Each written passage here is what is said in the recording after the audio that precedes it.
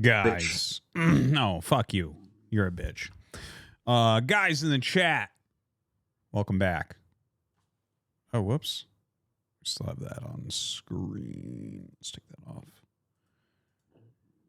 Oops. There we go. All right. Good to see you all. Didn't get enough sleep last night because that stupid fucking thing that I did. Glad that's over with. Won't be doing that again.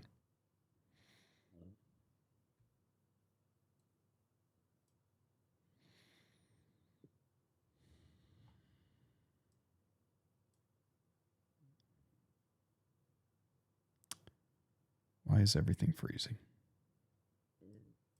Everything's fucking freezing. Fuck me. God damn it.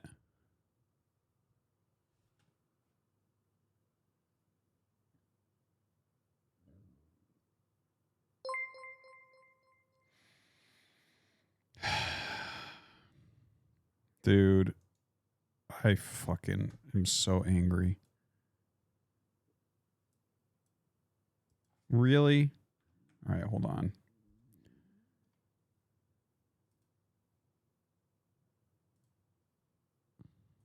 Okay, there we go. There we go. All right. Oops, that's not it.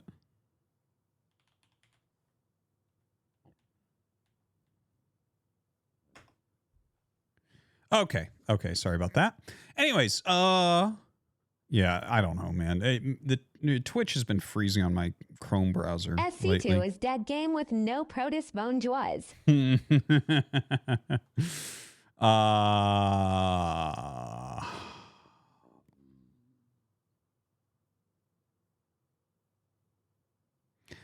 Parting playing? I don't know. I don't know. Do I have thoughts on Destiny debating Alex Jones on Trump and January 6th? I didn't see it at all. So no, no thoughts on it. And even if I saw it, I probably would have no real thoughts on it. He's out there making content. Cool, I guess. Not content that I personally would care about ever. Because it has nothing to do with professional StarCraft.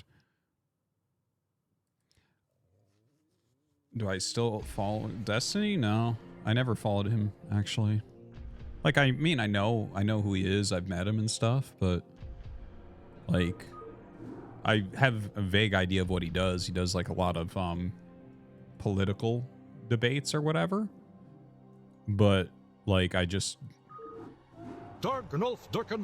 really care. Is today the day Artosis adds the toothless and light fury dragon dance overlays to Tangia? A long time ago in a galaxy far, Dragon far dance away. overlays? I don't know what that is. Tedium.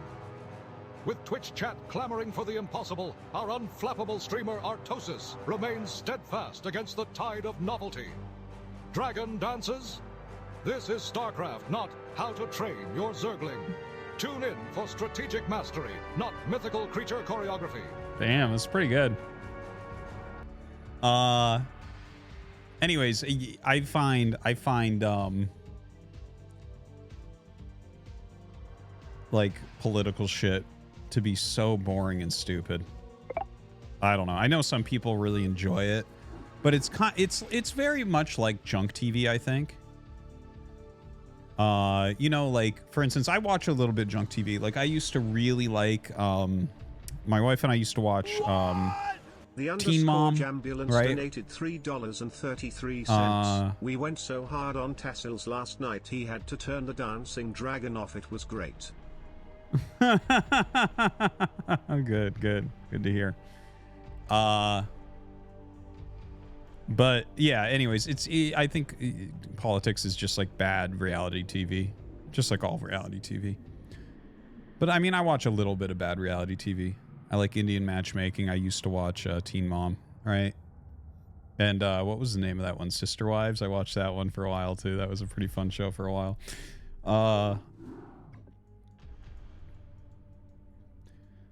Politics is tribal monkey bullshit. Yeah. Pretty much. That's pretty correct. Oh, fair is the worst, man. Absolute worst. Holy shit.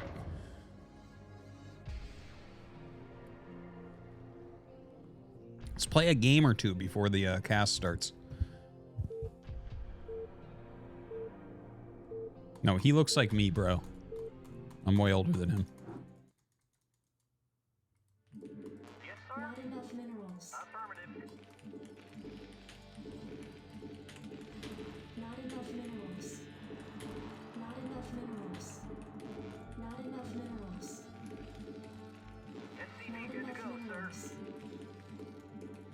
Dude, the original Teen Mom was pretty good. It was pretty entertaining. I enjoyed that back in the day. Better get the timer going, RT. MS_Graves. Come on, Graves. Quitter. If you ain't gooning, if you ain't shitting your pants, you ain't living, brother. If you ain't gooning, if you ain't shitting your pants, you ain't living, brother. If you ain't gooning, if you ain't shitting your pants, you ain't living, brother. If you ain't gooning, if you ain't shitting your pants, you ain't living, brother. If you ain't gooning, if you ain't shitting your pants, you ain't living, brother. If you ain't gooning, if you ain't shitting you. SCP good to go, sir. Yes, sir. Toothless and Light Fury dancing dragons. SCP good to go, Additional sir. supply depots required. Excellent. Yes, sir. Orders received. Not enough minerals. Report for duty. Not enough minerals. Not enough minerals. SCP good to go, sir. Orders, Captain. I read you. I read you. I read you. Orders, Captain. Sugar Dinters cheered.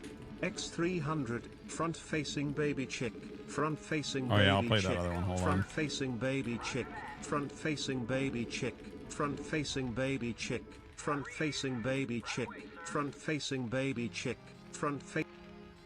Thank you. SCP good to go, sir. MS_Graves cheered. X300, discussing politics is very important and healthy, considering they run our lives. Unfortunately, the problem is that people have forgotten how to accept and consider other opinions. I blame the social media bubble because opposing views are filtered out of their feeds, so they have the idea that everyone agrees with them. Yeah, that's There's a lot that's of certainly videos true. online of people getting arrested and screaming, but I'm a conservative. I support you guys like what is happening to us. Commander. Orders, Captain. Report for duty. Want a piece of me, boy?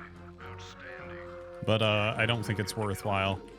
I don't think it's worthwhile to discuss the politics. Good to go, sir. That I definitely disagree with that aspect of it.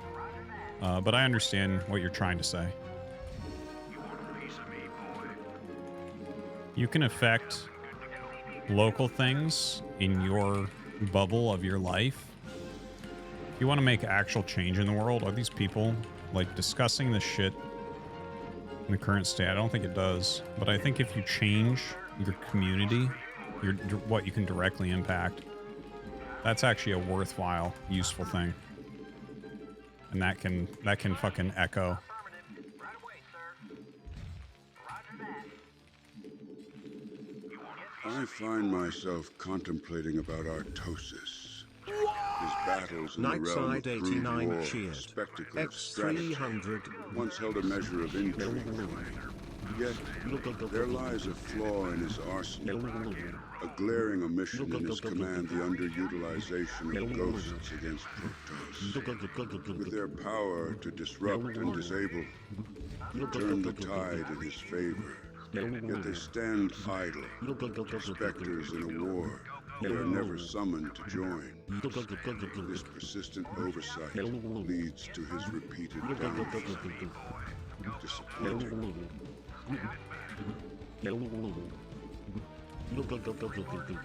Artists, listen. Hear me out. Here is a new donation idea. Strap your balls to some cables tied to a car battery. For $100 donations, the battery ignites and shocks your balls.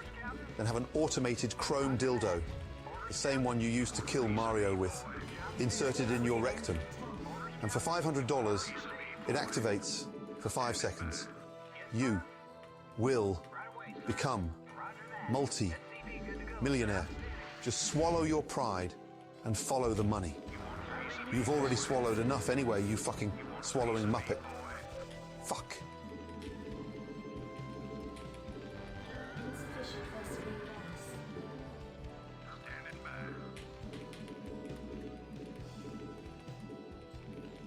You want a piece of me, boy? Insufficient phosphate gas. Add-on complete. Add-on complete. Yes, sir. Orders, Captain. Roger that. Yes, sir. Yes, sir. Baby, let me see those knockers. Me and my buddy, the Hulkster, want to see how much milk we can squeeze out of them. I bet there's so much milk in there, Abby. Shit, I'm gooning out of my fucking gourd right now, just thinking about it. Oh yeah, mommy. Research complete. It was a Shapiro-only night! Oh, God, Ben! Abigail clenched her teeth as her hips bucked forward again. It wasn't terribly often that they were intimate now that Ben was more politically active, but when he was always so skillful and proficient in the movement of his hands. Those beautiful violin hands. Ben couldn't take it anymore, surrendering himself entirely to his primal urges.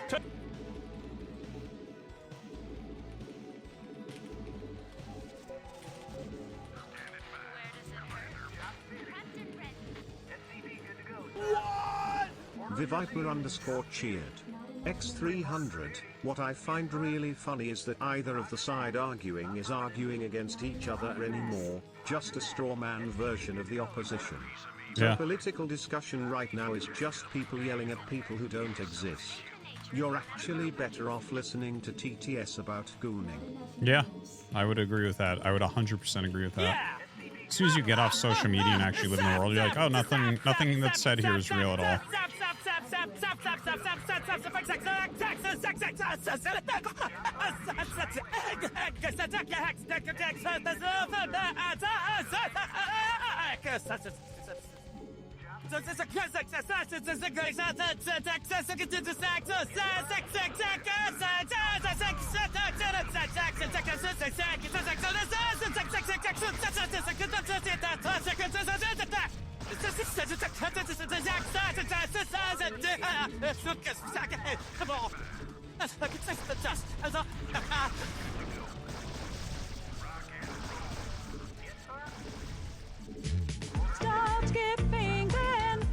Great game.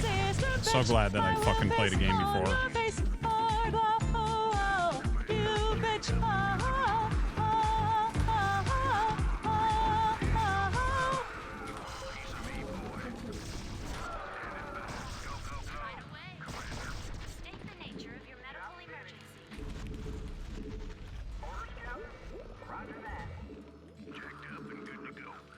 Fuck it. I will say it. Someone must do it. When a girl buys a vibrator, it's seen as a bit of naughty fun.